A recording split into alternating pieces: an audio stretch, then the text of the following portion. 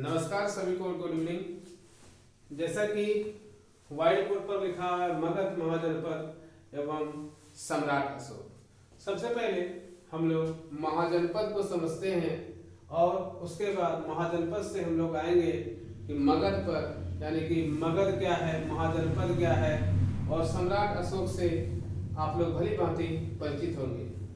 सब उसके पहले मैं बता देना चाहता हूँ कि बहुत खुशी के साथ मैं बताना चाहता हूं कि मेरा हाई स्कूल के बाद जो कि मैं उस पर पदस्थापित हूं, मेरी एक और रिजल्ट हुई है जो कि झारखंड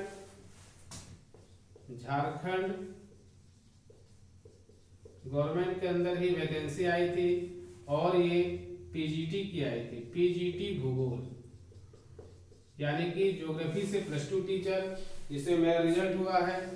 तो यदि आप लगातार पढ़ते रहते हैं और पढ़ाई करते हैं तो कहीं न कहीं आपका रिजल्ट, मैंने पहले भी कहा था, रिजल्ट एक नहीं, रिजल्ट जो है उसके बाद भी होती है और फिर होती है, यानी आप जितना मेहनत करते रहते हैं उतना ही रिजल्ट होती है।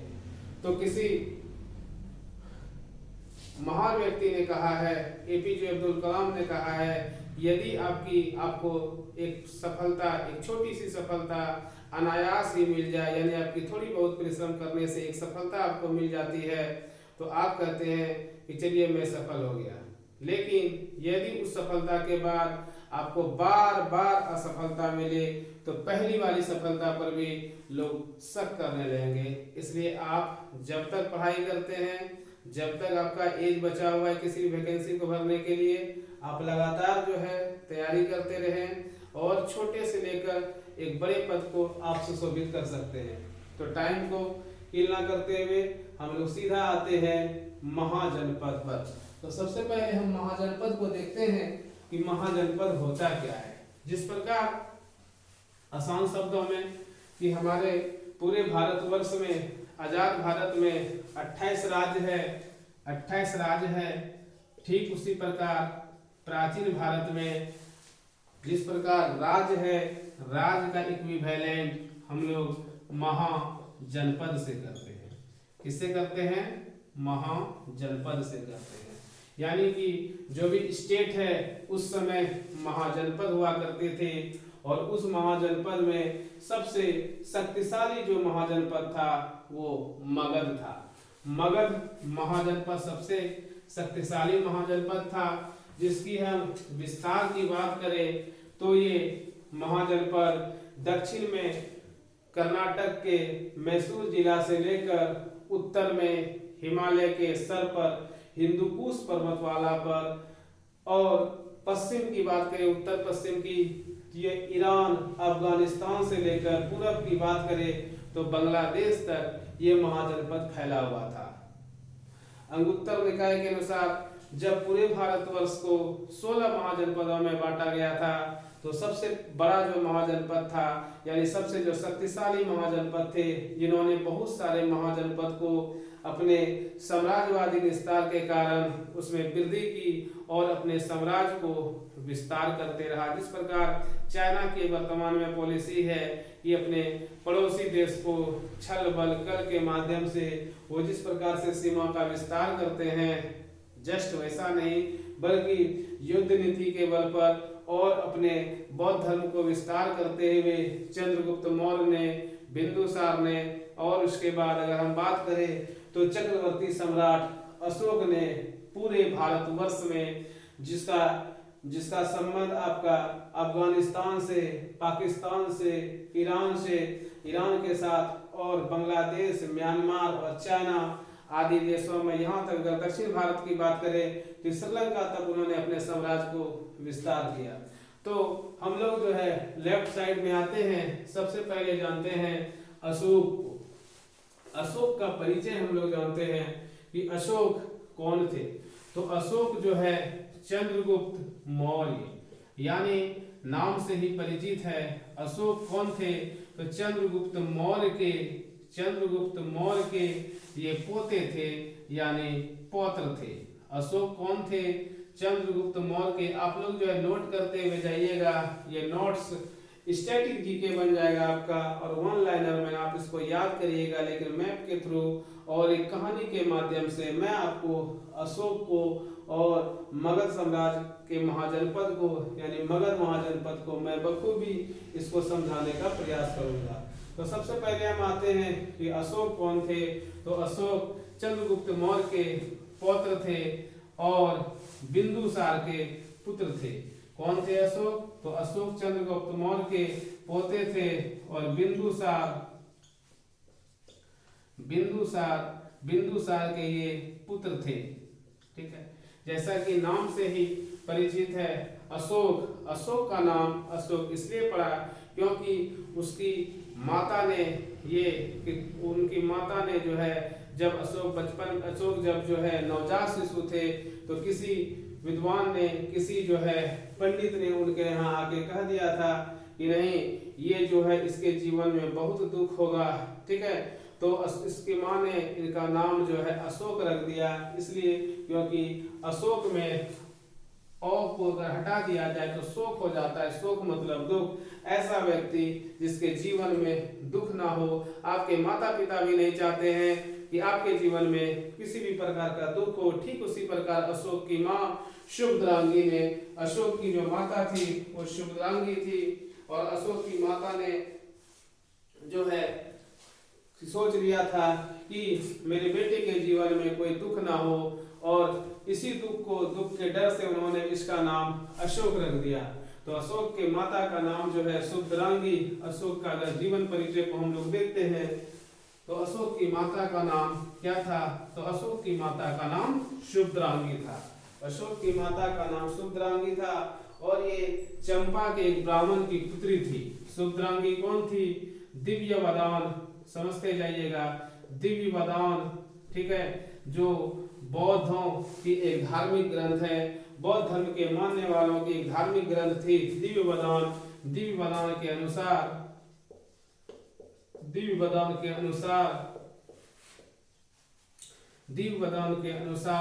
अशोक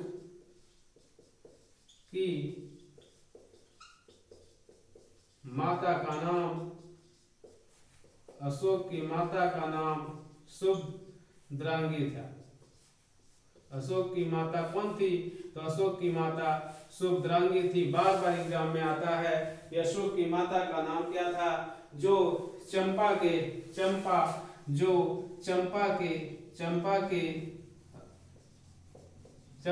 एक ब्राह्मण की पुत्री थी।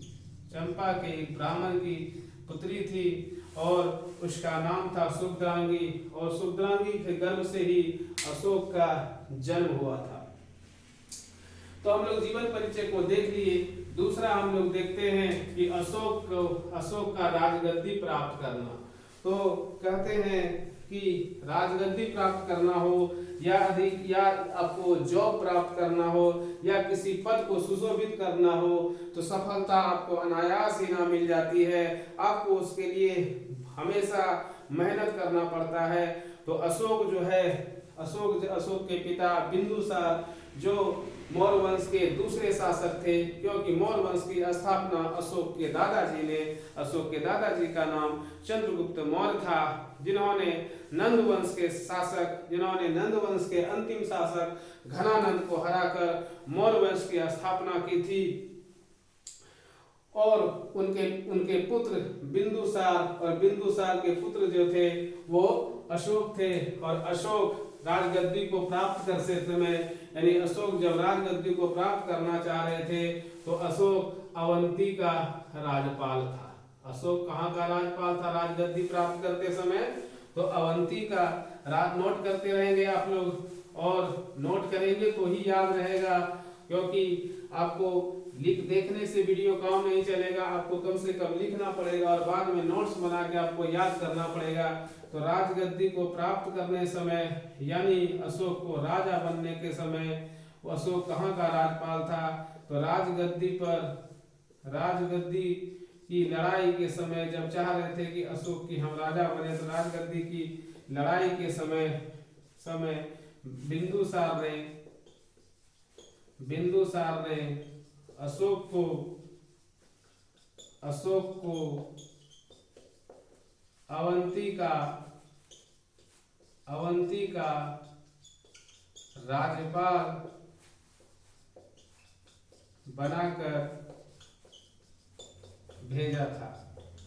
लेकिन अशोक के पास राजा बनने के सभी गुण होने के कारण अशोक ने राजगद्दी प्राप्त करने के लिए पुरजोर लड़ाइयां लड़ी और अलग अलग जगहों पर, कभी सिंगली अनुश्रुतियों में आप सुनेंगे कि अशोक ने अपने 99 भाइयों की हत्या करके, ये सब मैं नोट कराते जाऊंगा कि सिंगली अनुश्रुतियों के अनुसार अशोक ने अपने 99 भाइयों की हत्या करके राजगद्दी प्राप्त की।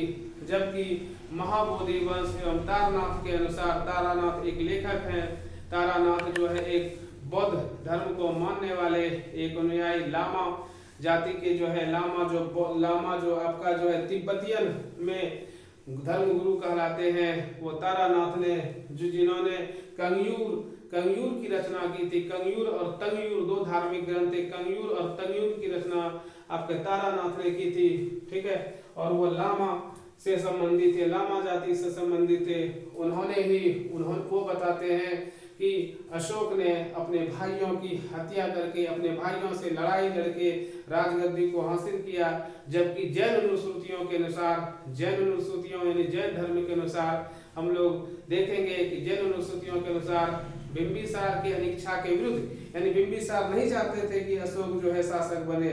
बिंबिसार चाहते होंगे कि उनके अन्य जो चचेरे भाई है या अन्य जो उनके रिलेटिव है, या सुसीम जो अशोक के भाई थे, वो जो है राजगद्दी को हासिल करे। तो मैं आपको तीनों बातें बारी बारी से लिख देता हूं, आप लोग नोट डाउन करते जाइएगा कि जैन अनुश्रुतियों के अनुसार, ध्यान देंगे आप लोग, जैन अनुश्रुतियों के अनुसार, जैन अनुश्रुतियों के अनुसार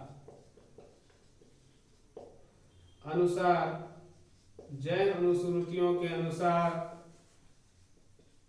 बिंदुसार के इच्छा के विरुद्ध अशोक ने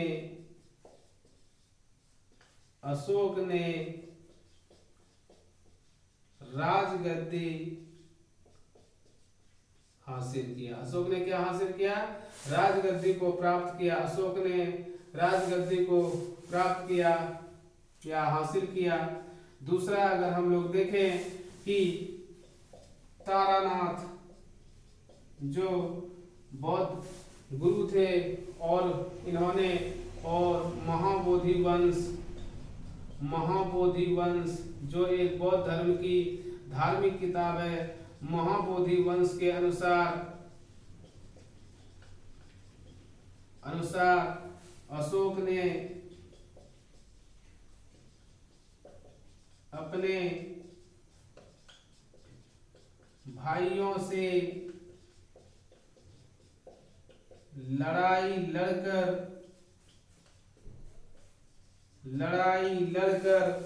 राजगद्दी को, यानी कि सिंहासन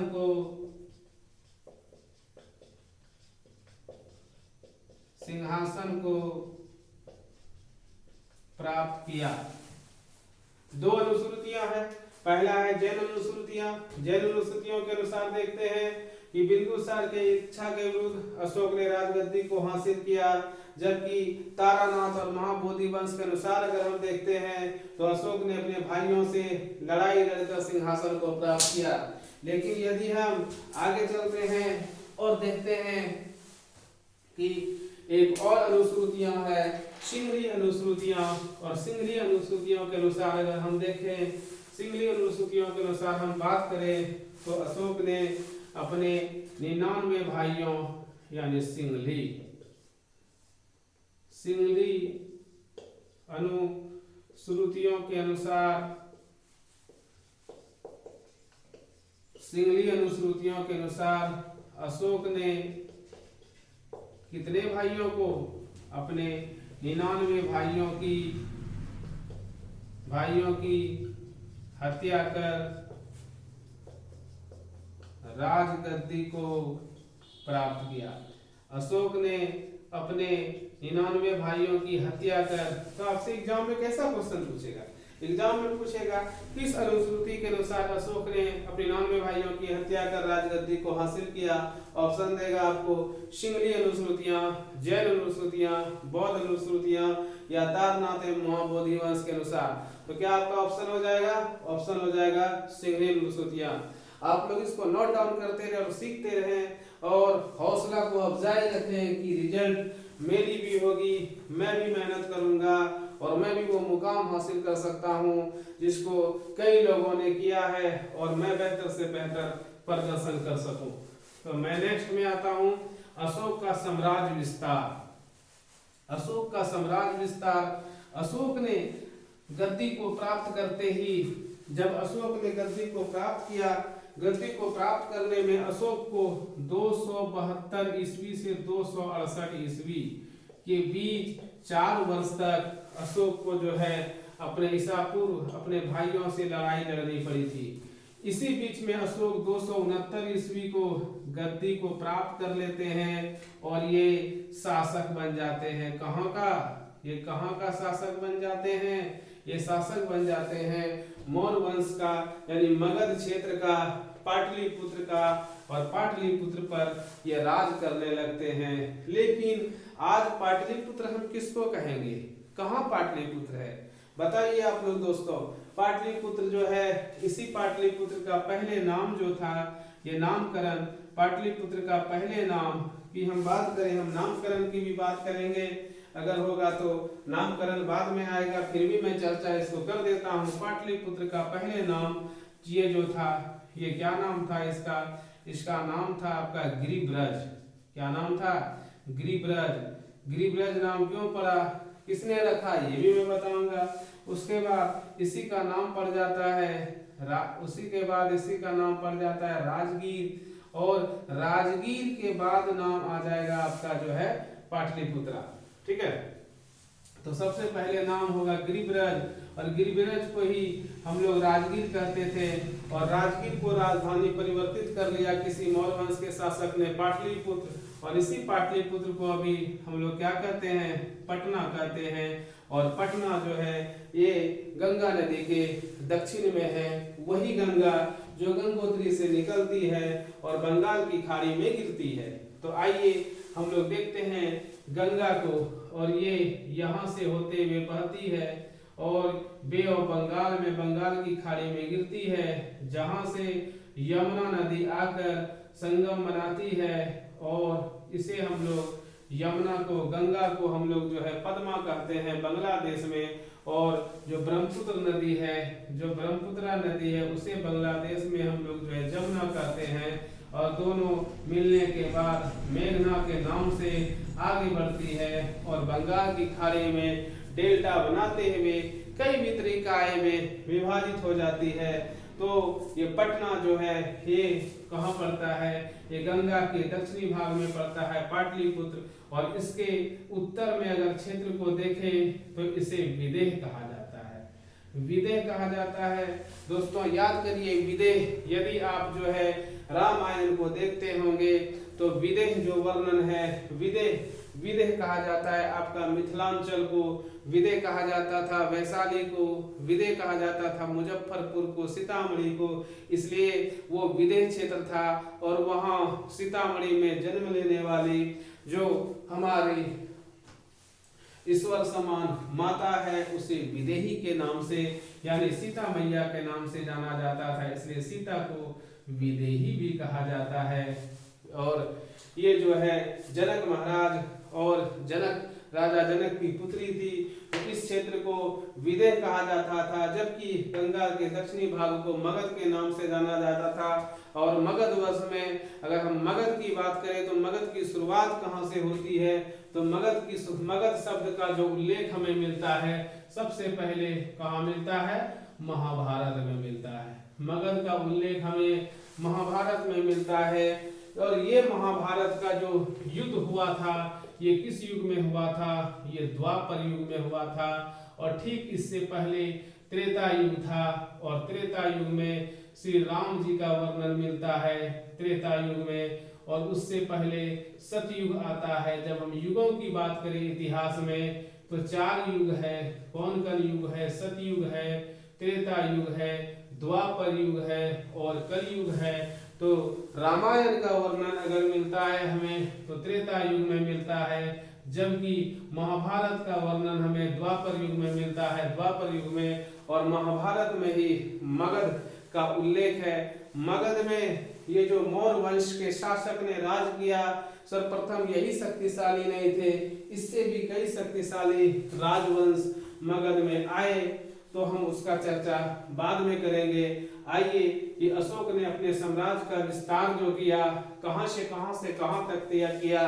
तो अशोक ने अपनी राजधानी पाटलिपुत्र में अपने केंद्रीय प्रांत में रहते हुए इन्होंने अपने साम्राज्य का विस्तार कहां तक? बांग्लादेश तक, कलिंग तक, दक्षिण भारत मैसूर तक, उत्तर पश्चिम में ईरान पाकिस्तान तक और उत्तर में हिंदू कुश पर्वतमाला पर अपने साम्राज्य का विस्तार किया। दोस्तों, मैं बताना चाहता हूं कि आज से पहले यानी कि इनसे पहले किसी भी सम्राट को, किसी भी शासक को, इससे पहले तो बहुत सारे शासक हुए, इससे पहले आपके बिंबिसार हुए, इससे पहले बिंदुसार हुए, इससे पहले चंद्रगुप्त मौर्य हुए, इससे पहले उदयन हुए, इससे पहले अजातशत्रु हुए, इससे पहले जरासंध हुए, और अगर हम नाम लेना चाहें तो और भी शासक बहुत सारे आते हैं। लेकिन किसी भी शासक को चक्रवर्ती सम्राट नहीं कहा जाता था। लेकिन जब इन्होंने अपने साम्राज्य का विस्तार पूरे भारतवर्ष की सीमा को बहुत चारों ओर से फैलाया, कहा जाता है कि अशोक के पहले कभी भी भारतवर्ष की सीमा इतनी लंबी चौड़ी नहीं भी फैली हुई थी। तो अशोक ने अपने साम्राज्य का विस्तार बहुत ही बड़े क्षेत्रफल पर किया, इसलिए अशोक को सम्राटों का सम्राट कहा जाता है। अशोक को क्या कहा जाता है? सम्राटों का सम्राट, सम्राटों का सम्राट थे अशोक, सम्राटों का सम्राट थे, और इसलिए इसे चक्रवर्ती कहा जाता है। चक्रवर्ती यानी जिसकी शौर्य, जिसकी ललकार और जिसका क्षेत्र चारों दिशाओं में फैली हो और उसके सामने कोई शक्तिशाली शासक नहीं हो। अब हम बात करेंगे अशोक के प्रांतीय शासन की। तो अशोक के अगर हम प्रांतीय शासन को देखेंगे तो अशोक का जो शासन था वो 5 प्रांत में बटा हुआ था, और 5 प्रांत में आते हैं उत्तरापथ, ये हो गए प्रांत, और ये होगी उसकी राजधानी। आप लोग वीडियो में बने रहिए। अगर वीडियो पसंद आए तो आप उसमें कमेंट कर सकते हैं, कुछ कमियां दिखे तो आप उसमें कमेंट कर लिख सकते हैं।